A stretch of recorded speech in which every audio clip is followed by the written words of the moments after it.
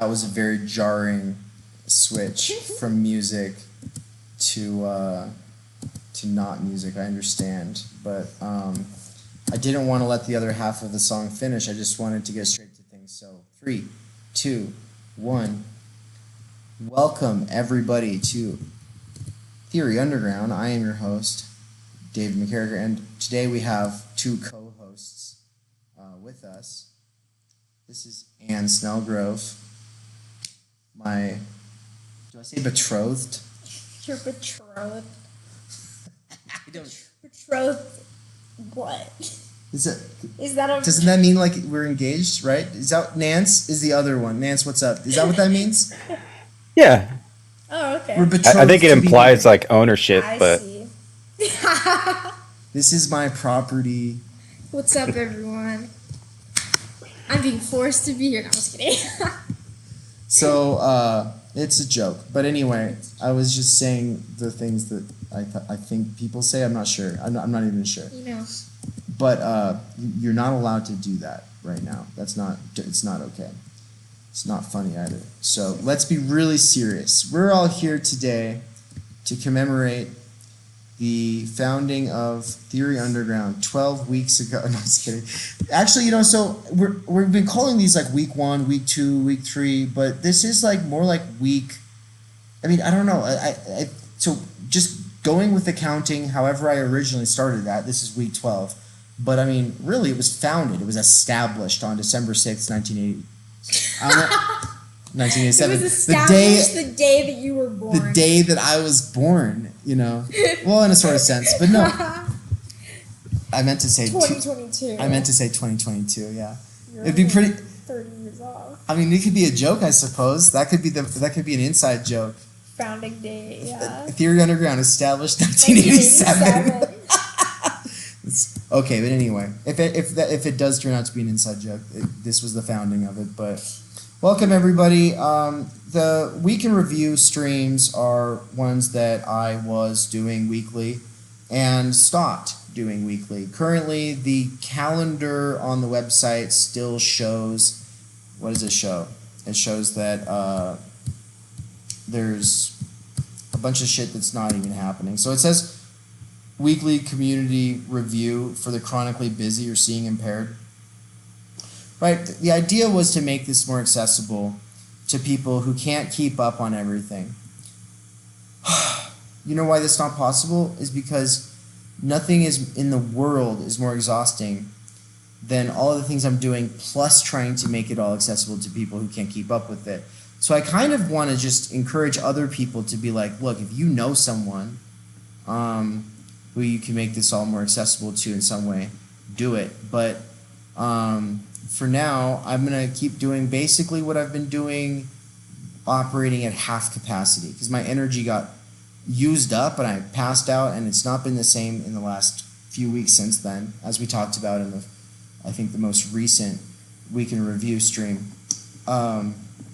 It's just with half the energy as usual, I've discovered that there's a lot of things that I'm doing.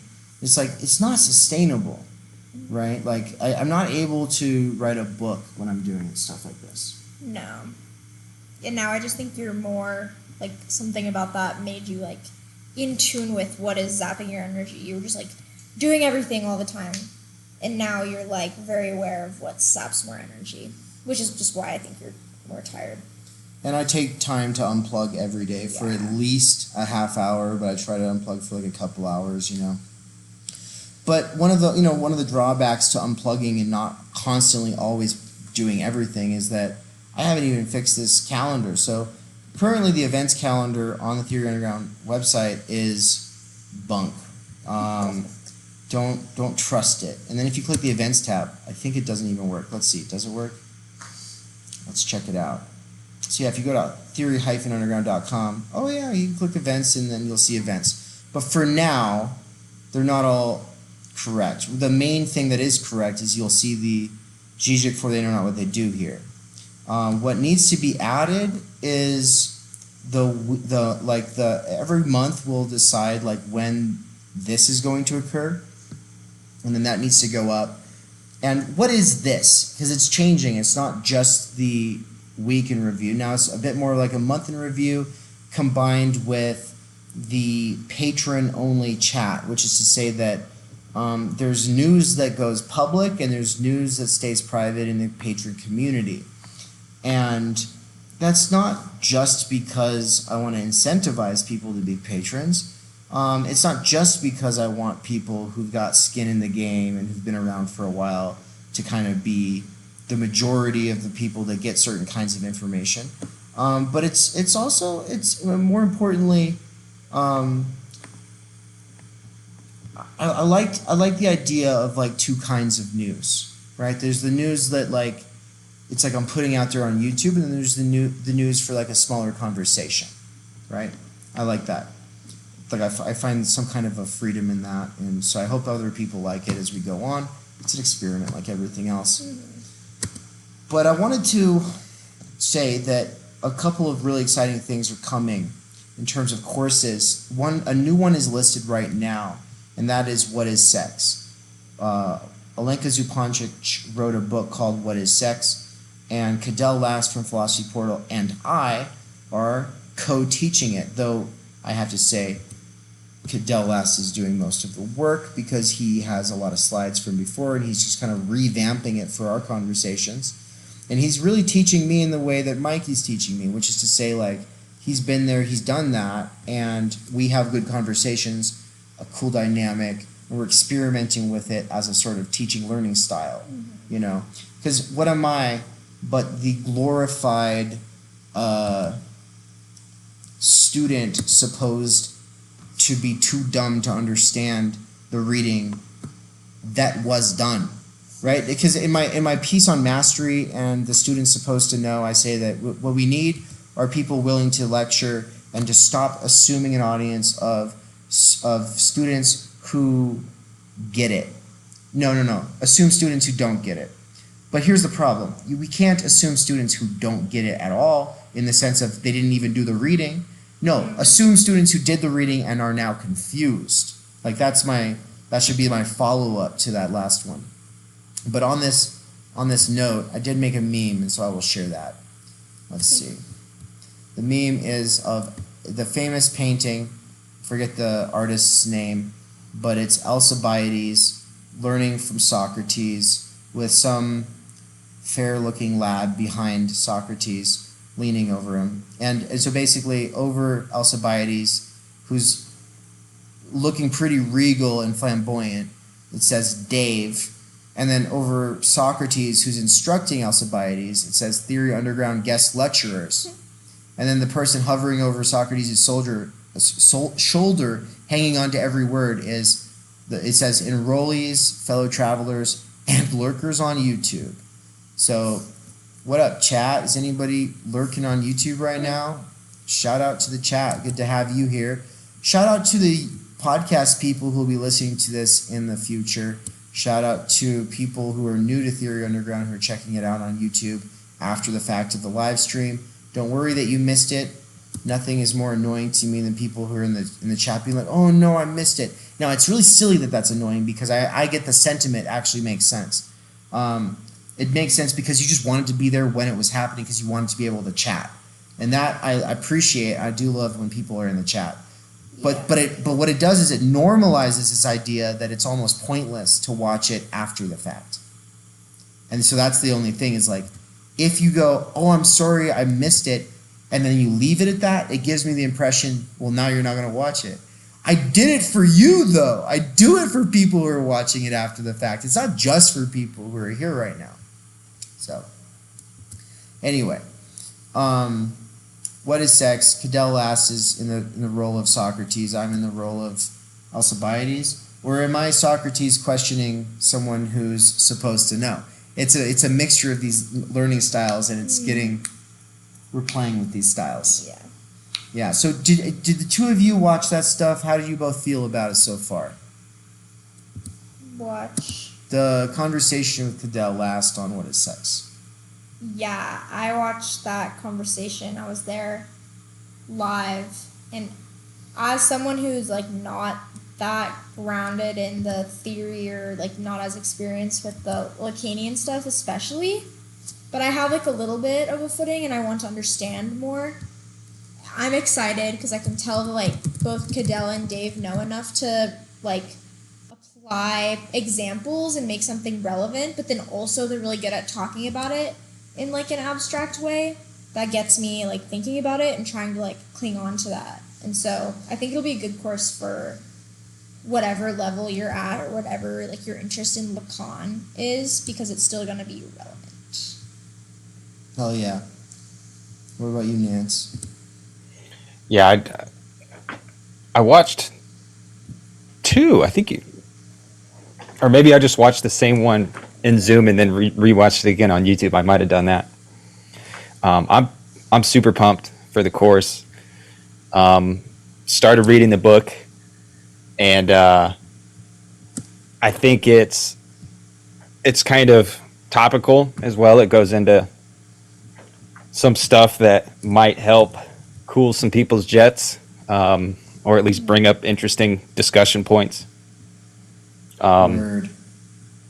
And I'm super pumped for it. Yeah, and we've gotten some early bird signups. $50 patrons at Theory Underground get a discount to all the different tiers.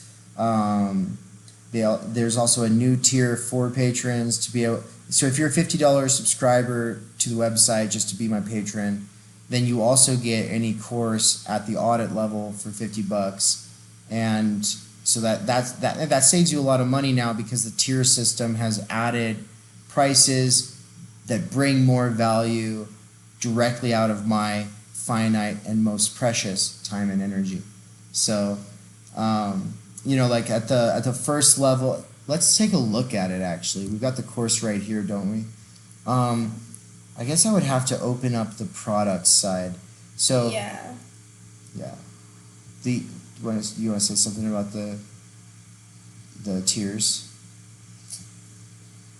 Yeah, I mean, I think something that you've like emphasized is just after passing out and realizing that you've been working like literally every single day with no breaks before then, like from the second you wake up until like the evening. And it's like, if you're putting so much energy into this, but like you need money to live and survive, and so it's like labor that you're doing like kind of should be like compensated more.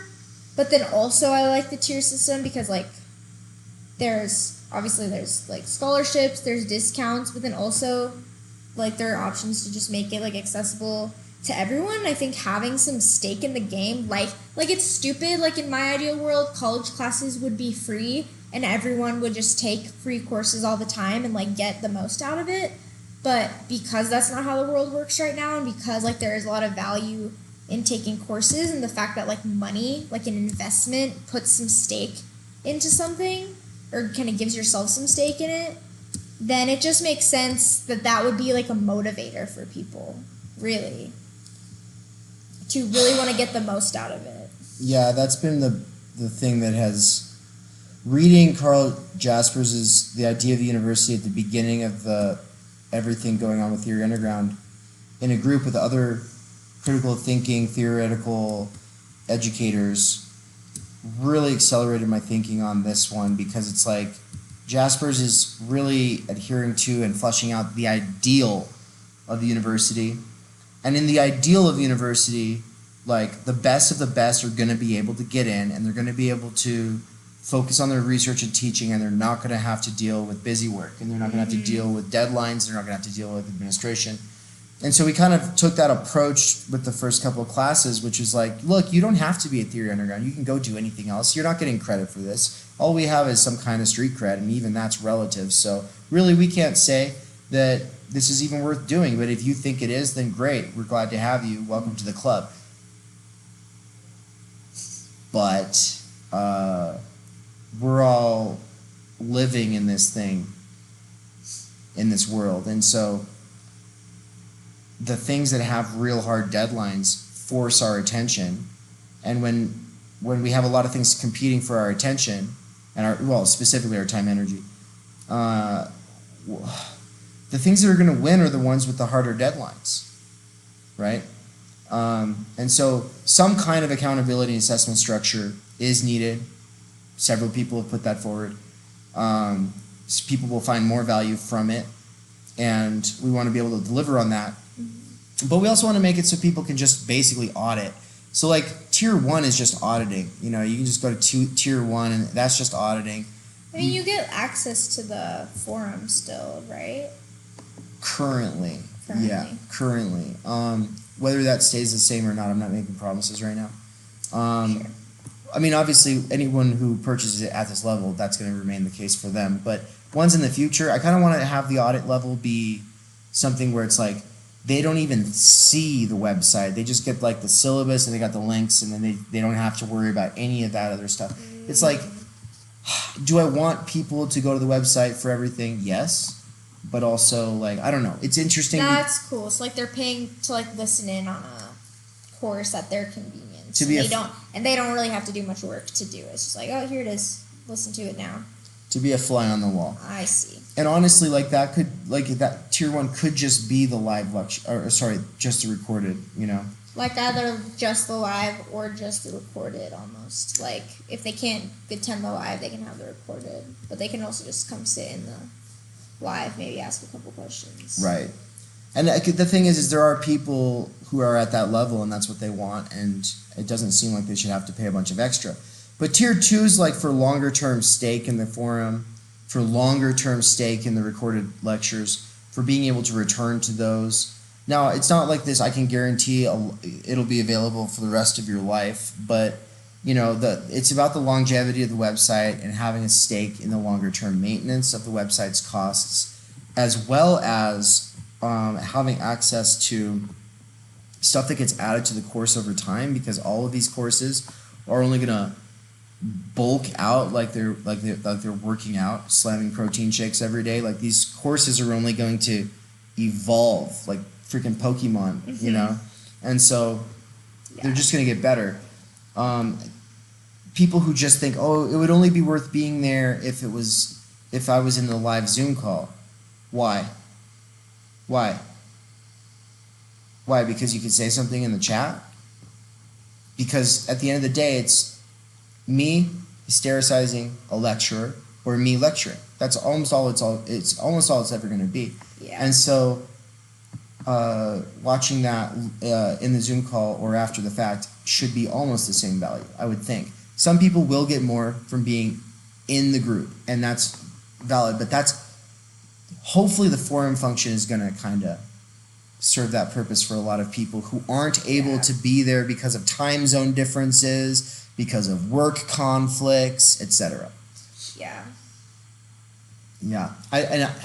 So then tier 3 though is where we really start to get into my time and energy, which is why it has the symbol there for time energy, which is to say it's in addition to all the other tiers, you now get my constructive critical feedback, which will either be by voice message or marked up reviews of your assignments. I like the way that one of Anne's professors would send the responses by voice message. Yeah, he would like voice to text record them all and then just email that as a file to you. Yeah. Yeah, best feedback I ever got in college, for real. And then tier 4, all the same stuff, but now in addition to that, you get 2 one-on-one calls with me, one during the course, one after the course, and that the one after the course is about your final project, and then access to any of the live and recorded exegetical reading sessions of this text that Dave will do, right? So you get a special invite to be there for those exegetical readings and stuff like that. And then finally, tier 5, this one is $600, all right? Whoa, what is that? $600. Yeah, but you can get it for $50 if you are one of the $50 patrons on the site. And it gives you access to tier 1, basically. I should say tier 2 because it's still kind of like the lowest commitment. Like it's just like the cheapest buy-in if you just kind of want to be a fly on the wall with. That's kind of why. And so this is where patrons will always go if there's ever a course that you want to just like audit, have access to being in the session or listening after. It's just like, oh, it's just $50 for you. You have to go to the one that says it's cost $600. You just put in the code and then it's just $50. Yeah, and so that code would be, as long as you're a $50 patron, you have that code. But if you're not a $50 patron and you don't want to become one, you can just pay a once a year fee. Just so it's a one-time fee. It gives you a year's access to those codes, and those codes include things like 35% off of all the other tiers. So we're experimenting. It's all new. This is just something that I spent like a whole day trying to figure out how to do because I needed to do it. I knew that it would make a difference, and it has made a difference already. So, yeah, that's good stuff. Anything else on that? Nance, do you have any thoughts on the tiers and stuff like that? I think it's not fun to think about that stuff, but No. I think it is important to have a filter, and it's nice to have accountability. It's very nice to have accountability because this stuff can get away from you, especially not being a career student. Like that back end really helps developing ideas and developing anything you're writing, and the motivation too. Like, it's cool to bounce stuff off you and have you be like, oh, that's valid, or no, this is actually what's up. It's worth it. Yeah. Thank you. Yeah. For sure. Yeah, we did an exegetical reading this morning. I think that one was really good. So that's two things I want to draw people's attention to.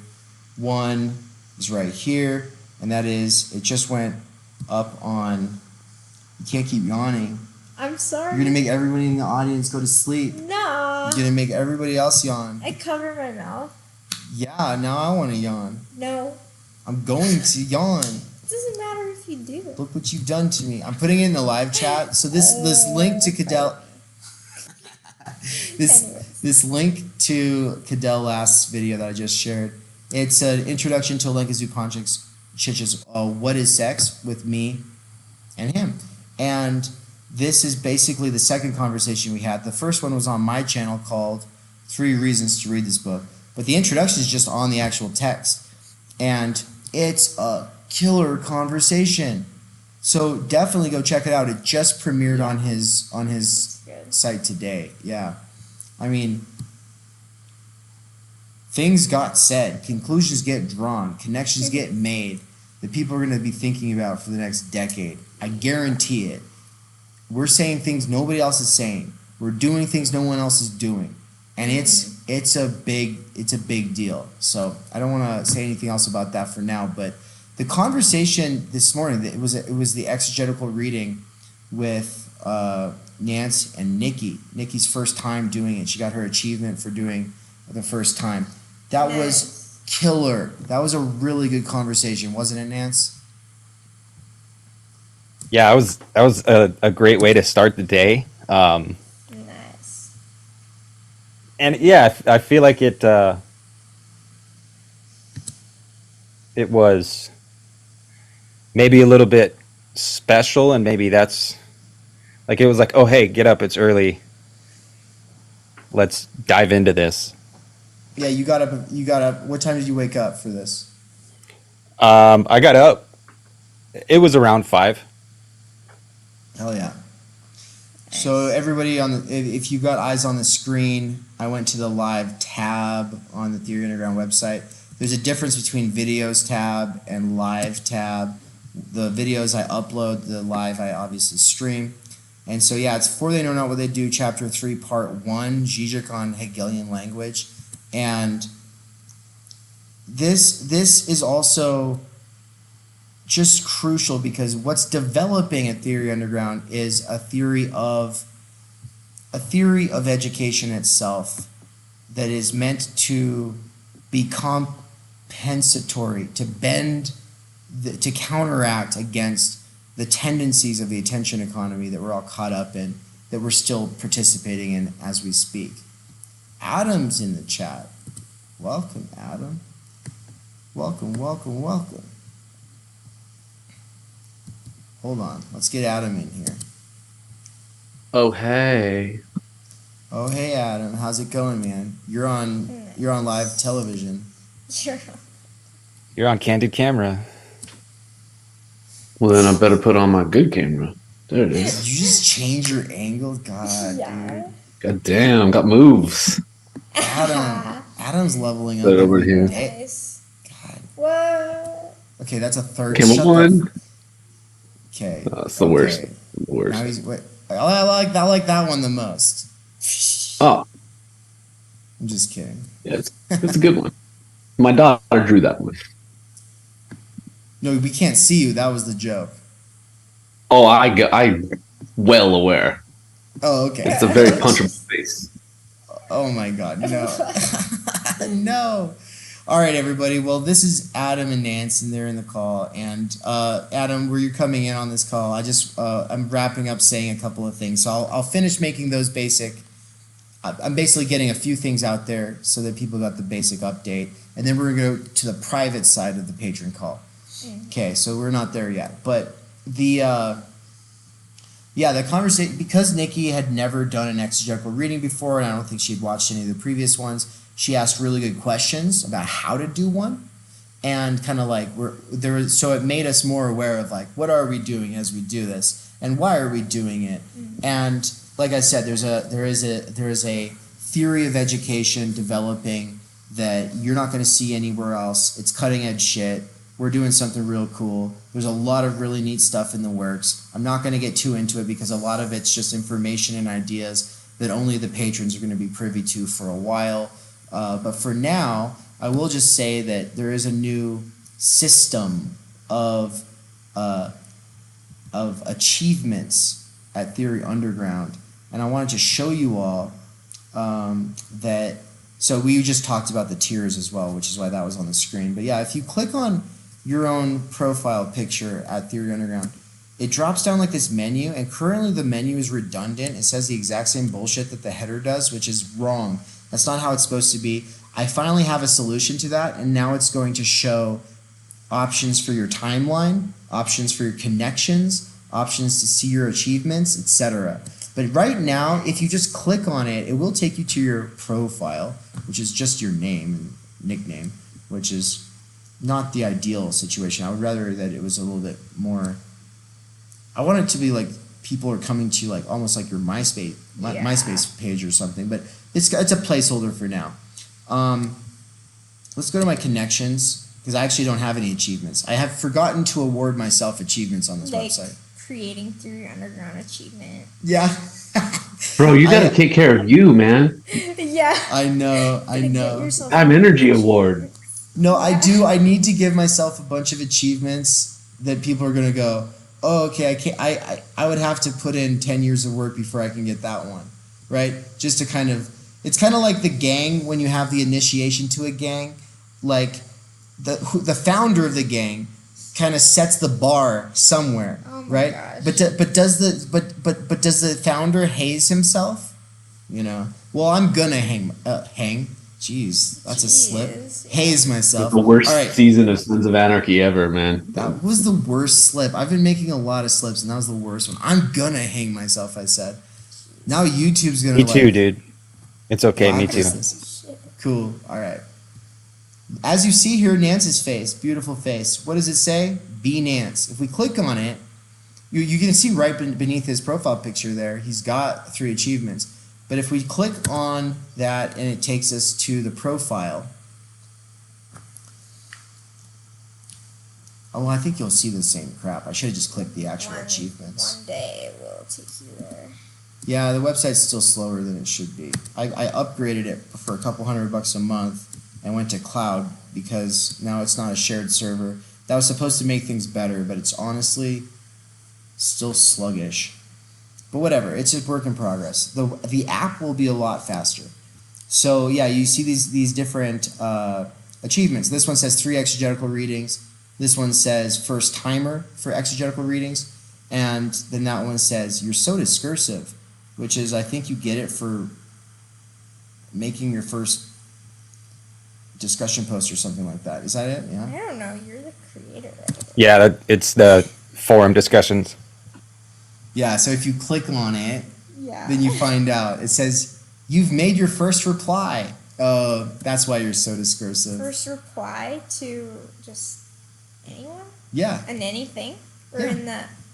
Yeah. Some achievements Wait. will be easy to get. I've done that. So I get that I achievement. think you have it. Wait. Some of these- I didn't know this. Some of these How achievements are. exciting. Some of these achievements are automatic, and other ones I have to actually award. That's cool that the website can do that. I know that's when I got this software and these plugins and made the big investment.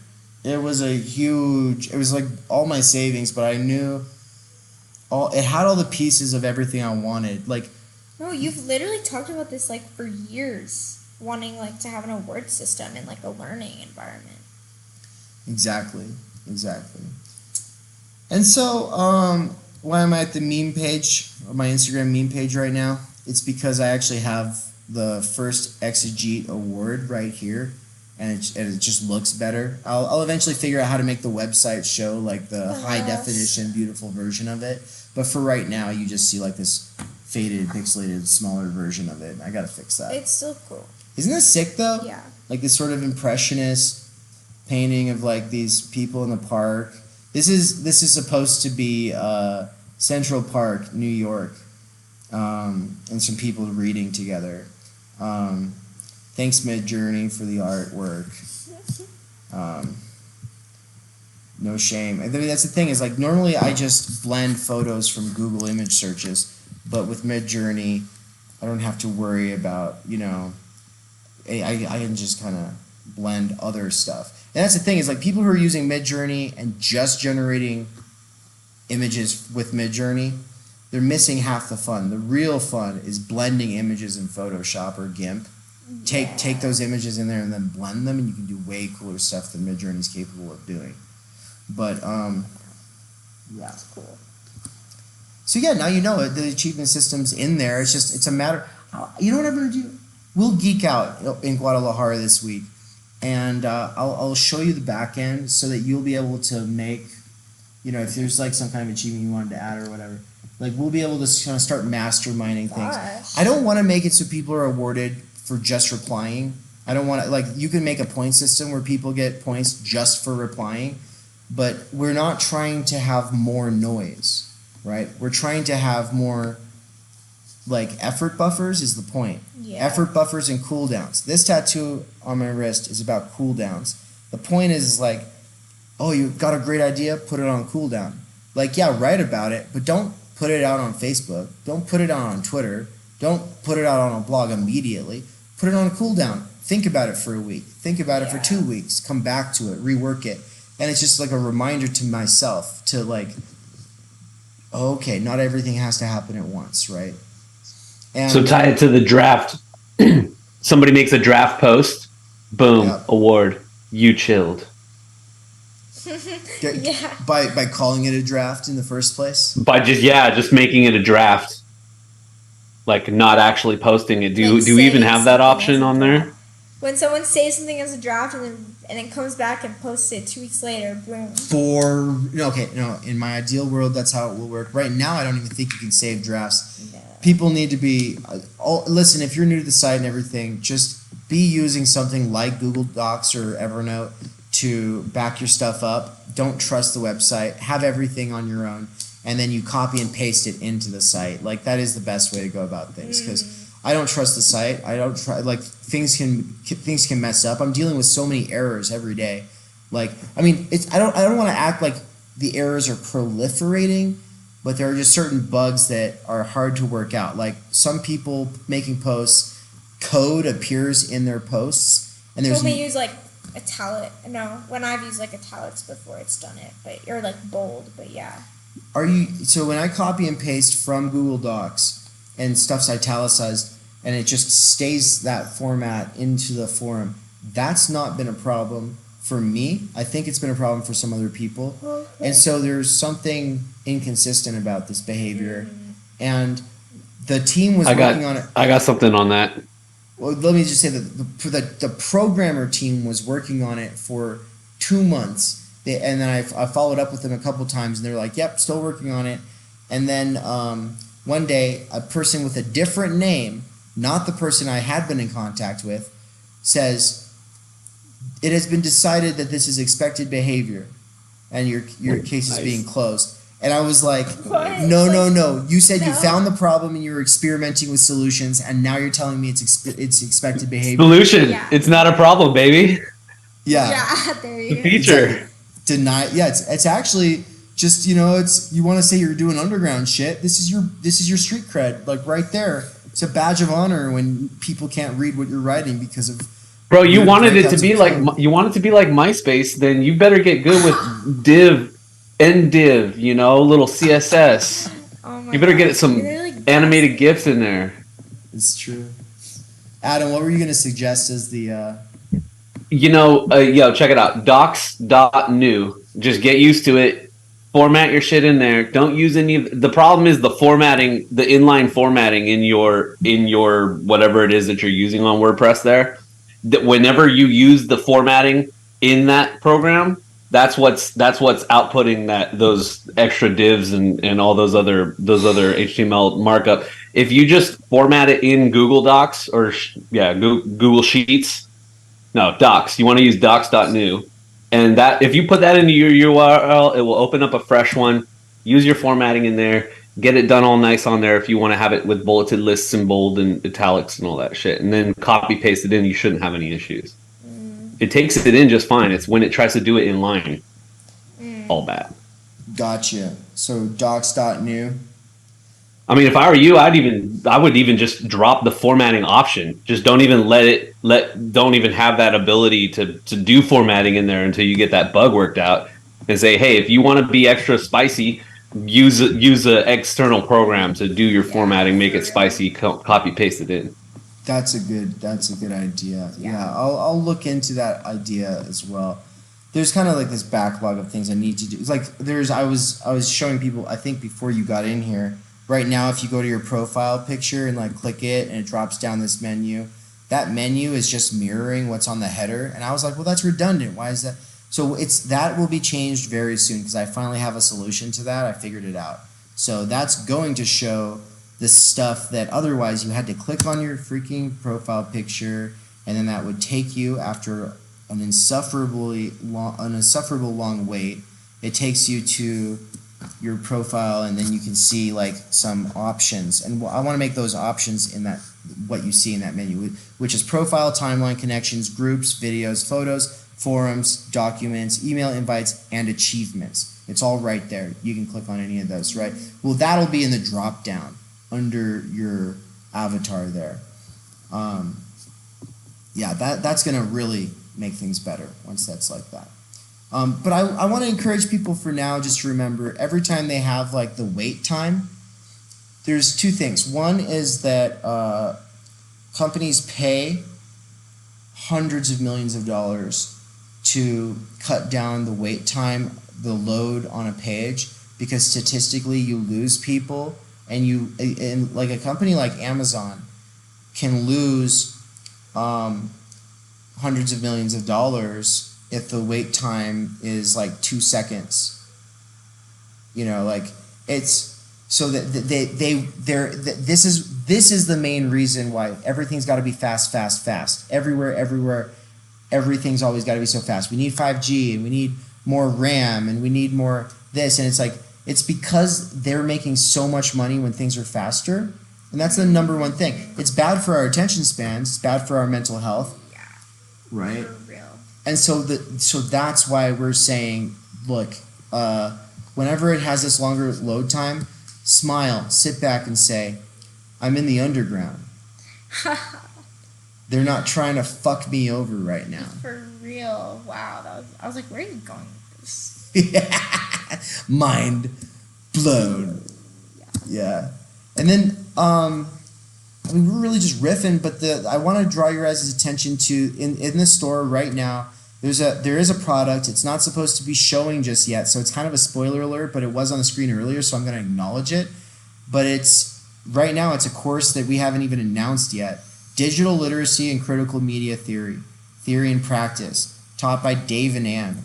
literally the two of us. Oh my god. This is going to be a course on the theory of media as well as power when we're thinking about media, and also subjectivity and ideology and propaganda and all of those things. So obviously when Chomsky, Bernays, they come to mind. They're classics in that. But of course also like the question concerning technology and the medium is the message and all of these other essential works they're essential to two fields. There's two existing fields they're essential to. Philosophy of technology is one, and media studies as the other. And digital literacy, on the other hand, is what Anne's going to be teaching. What's that? Yeah, so that is going to be a combination of like kind of doing some social science and social analysis while actually using like popular and not books and works that talk about like basically how to have a good relationship with technology in this day and age. So books like Digital Minimalism, what else? Digital minimalism, reclaiming conversation, amusing ourselves to death. How to break up with your iPhone. Things like that, which might seem like on the surface like, oh, it's just some self-help book, but we're going to kind of take like a deeper look at it and look at it from like a societal perspective, and then, but also like use the advice and kind of do some experimentation and applying these practices into our own life and kind of justifying like why we should. And that's what's most innovative about this approach, is that kind of the way that the PMC course was, it was taught by two instructors, myself and Elton, and you didn't have to do a lot of reading. It was excerpts.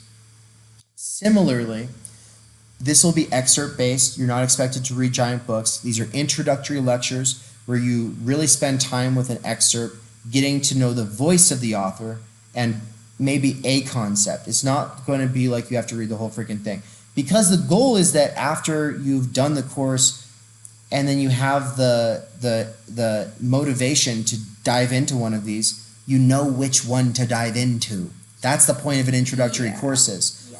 And it's a chance for us to really hone our lecture skills and our interests. Like this is a wheelhouse for us. Yeah. Has been for a long time. Yeah, and then something like I feel something that like I offer to this conversation is the fact that I am like in the kind of Zoomer / younger millennial generation, and so I like literally got social media when I was 11 years old, and I like have this real life kind of perspective on how detrimental that has been, and just kind of like I have that firsthand experience of being able to go, oh yeah, when this came out, it was like this. When this came out, the social media, it's like obviously you were on MySpace. I'm sure we've all been a part of Facebook, but it's like I come from like I was so young. It's literally been a part of my life in like my most formative years, and so I have like a not only like the sociological perspective, like another level of just like I was there and it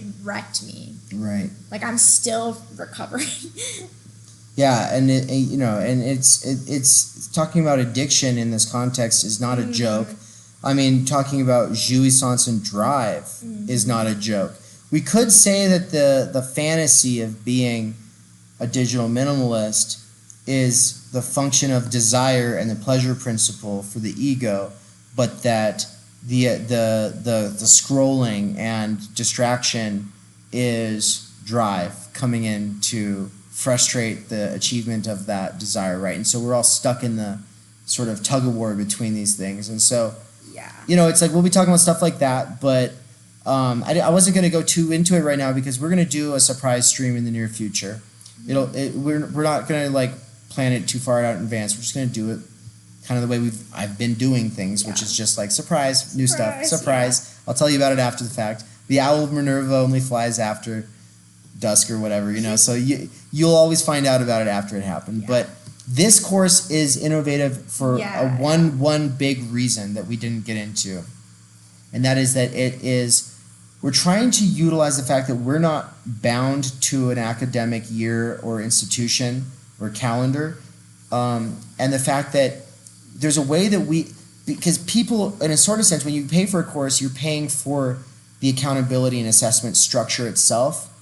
And so we thought, well, we can't, the way that I did that course with Elton, which was in a pretty short period of time, or with the IDV University course with Ann and Brian, pretty short period of time. We got through it in a few weeks, or in a couple months. And so you get into it, you try to focus on a lot, eventually it's over and you move on with your life. Yeah, but when it comes to our relationships with our devices and thinking about ourselves as subjectivities that are formed in a radically new historical context that has never existed before, that's not something we want to just do and get out of the way as quickly as possible. It's something that we actually want to think about and then go back to our life, and then be forced to think about again and then go back to our life, and then be forced to think about again and then go back to our life. And so it's a 6-month course where we meet once a month. There might be some kind of like a rehab discussion group component, like pseudo AAA or AA, AAA. Just AA. Kind of like people reflecting on and having discussions about the experiments that they're putting into practice. And Anne's going to have like monthly assignments for people. This month, choose one of these options and try it out. You might go for an entire month without your cell phone. You might go for an entire month with your cell phone's notifications muted. You might go for an entire month with your cell phone being kept downstairs and never coming upstairs. There's a lot of different kinds of experiments that people will be able to experiment with, and then they write reflections, like journal reflections, and then they choose some of those reflections to share on the site. So yeah, Adam, what are you thinking about that? First of all, it sounds awesome. I thought I caught you as I was coming in saying that you were going to be talking off the stream. So I kind of had I had some thoughts about this, but I kind of would love to kind of give those thoughts, not necessarily on the stream. If that's all good. Okay, so save it. Cool. So I'm gonna hang on to that then. Yeah, and actually, that's the other thing is we're not gonna fully unpack all of these things because there's a lot of things that are kind of like we'll kind of reflect on them, and so also we had patrons join before the call, but then they had to go, and so so we'll end up having to repeat some things, but for now we talked about time energy. We talked about the exegetical readings as achievement, but I think we've covered enough of it. We'll talk more about the tour soon. That course is going to be available. It's going to launch in May, and it's going to be on Sundays. I think it's like Sunday afternoon for a lot of people. I'm not sure. But we tried to pick a time where a lot of people are going to be available, but we're only going to do it like once a month. So even if you've got church, you might dip out on it once a month, and some people will be fine with that. And if you're not fine with that, you probably wouldn't like this website anyway. So the other thing is I just got this tattoo. It's kind of a big deal because anybody who's been affiliated with my work now has seen this symbol. This is the time energy symbol. And it was back in the days when I was doing New Symbolization Project, it was a symbol. Yeah. Back when I was doing New Symbolization Publishing, it was a symbol. Back when I was doing Theory Plebe, I was using the symbol all the time. I guess on the stream and the computer. Three places we can see it, right? You can see, three places that you see the symbol, and I kind of wanted to incorporate to kind of tie in and just like I've never actually said it on stream before, but like. Why the Michelangelo with the face tattoo, the time energy face tattoo? Does anybody off the top of their head know why I'm doing that or have a good guess as to why I'm doing that? Anne goes last. Nancy, Adam, what do you think? Why am I using this Michelangelo with the face tattoo? I mean, if you're asking me, it kind of makes me think of this possibly even apocryphal interaction between, say, the Pope and Michelangelo, asking when is the Sistine Chapel going to be done, and him saying when it's done, motherfucker, kind of thing. Dude, that's awesome. That is awesome. I never thought of that. That is really good. Now it also means that. Yeah. Just moving forward, I want it to be known that when people ask me about it, I will say, well, that's part of it. Right. That's the part of the Tiger's leap back into the past there, bud. Yeah. Yeah, exactly, for real. Nance, do you have any guesses, or have you already seen me say it? It's the Ninja Turtles, man. Okay. Want a No. pickle? Wrong, Want a pickle? Michelangelo. Well, and this isn't actually Michelangelo. This is Michelangelo's David. Okay, let's be clear. This isn't actually Michelangelo. This is his David. And so it's actually the full zoomed out version of it is like a pretty ripped, but also semi flamboyant looking, like what these statues usually were, or naked, Uncircumcised. Really? Is that true? I mean, it would have to be. They were very leery of certain religious groups at that time. Yeah, but David was circumcised. Like, I mean, that I wasn't there, so the covenant with God. Okay, well, I'm going off the Old Testament. Okay, well, so anyway, but he's got his sling, the other sling, like an actual leather one, that he's going to use to take down Goliath, right? Nance is cracking up. So anyway, I was named after David from the Bible, right? And so it means beloved one, and he's a complex literary character. I'm not, I grew up kind of in a family that would read the Bible and stuff like that. So it's my namesake in a sense, but also I'm short and I'm not like ripped. In fact, I don't look like your average calendar model. I mean, I've got my various characteristics that are working for me, but I also have ones that are probably working against me because I'm a real person, you see. This is like an ideal, and that's the point, is that this is the ideal. In the ideal world, I would look different. I would be taller. I would be ripped. I could have face tattoos, and I'd have my time energy too. I could literally do it all, and I could do anything I wanted. But here's reality. Reality is I'm not my ideal ego. A reality is my ego identifications aren't me. And the point of this is to remind people who are making some kind of, like they watch this shit and they're like, yeah, I like this shit. And they have some sense for who I am or whatever. Just to remind you, like, it's all an image. It's all a spectacle. It's all a performance. Now, I do try to just be myself. I really do. But, that's also ridden with complications and failures. So it's kind of a reminder that I'm not that ideal ego. And that's the point of that. But anyway, that's why I got this on my arm instead of on my face. Yeah, every few weeks, a few months, Dave's like, I kind of want a face tattoo. And I'm like, look, you Do it, dude. You want. Do whatever you want. You're a grown up. You're a grown adult. She says do whatever you want, but she's like, But she's cringing internally. But society has not yet embraced the face tattoo, so maybe not. Her grandma. I would argue that. I think this society accepts you with all your face tattoos. Maybe you want to play with using a Sharpie for a couple weeks and just Right. See how you like it. Don't worry, we decided against it. The Anne actually suggested that though. She was like, "Could we just like draw it on you?" Use some eyeliner. Yeah, girls put little hearts on their faces for a night out. I might. There's got to be something. Think about it. Like you want to. It's one thing about committing to a symbol, right? But it's another thing about being open to your symbology evolving over time. I think that there's something to be said for being able to be extemporaneous about your visual symbology. I mean, tattoos are cool, man. Don't get me wrong; they're fucking awesome. But makeup's pretty fucking sweet too.